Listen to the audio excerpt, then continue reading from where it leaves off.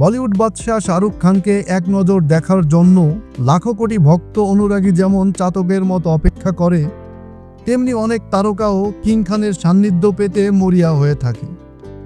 King খানকে সামনে পেলে উন্মাদনায় হয়ে যায় নীরব ও শান্ত। তবে অমিকা গাব্বির গল্পটা একটু ভিন্ন।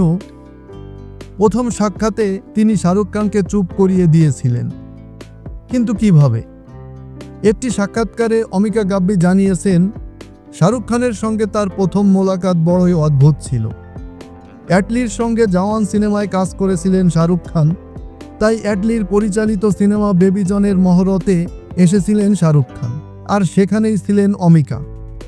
এই সিনেমার মহরতের সময় তার ও শাহরুখের প্রথমবার দেখা হয়। অমিকা গাব্বি জানান, যখন শাহরুখ খানের উপস্থিতি সবাই মুগ্ধ, তখন সেখানে পিছন দিকে দাঁড়িয়েছিলেন অভিনেত্রী ও তার ভাই হার্দিক। সেখানে দাঁড়িয়ে তারা আলোচনা করছিলেন যে কিং খান যদি তাদের কাছে আসেন, কথা বলেন, তাহলে তারা কি করবেন। প্রশ্ন শুনে অমিকার ভাই বলেন, হাতের শিরা কেটে দে। তার এই কথা শুনে দুজনেই হেসে ওঠেন। ভাইয়ের বলা সেই কথা শাহরুখের সামনে বলে বসেন অমিকা। এখানেই ঘটে বিপত্তি।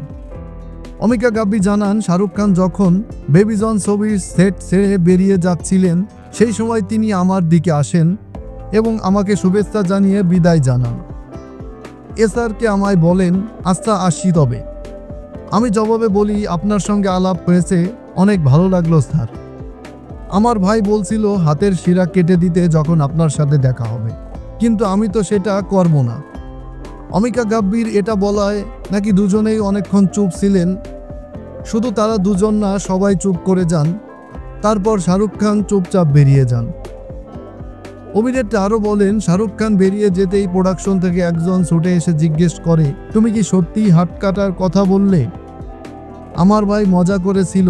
আমি ভেবেছিলাম এটা ওনাকে বললে উনি হয়তো মজা পাবেন, কিন্তু সেটা হয়নি।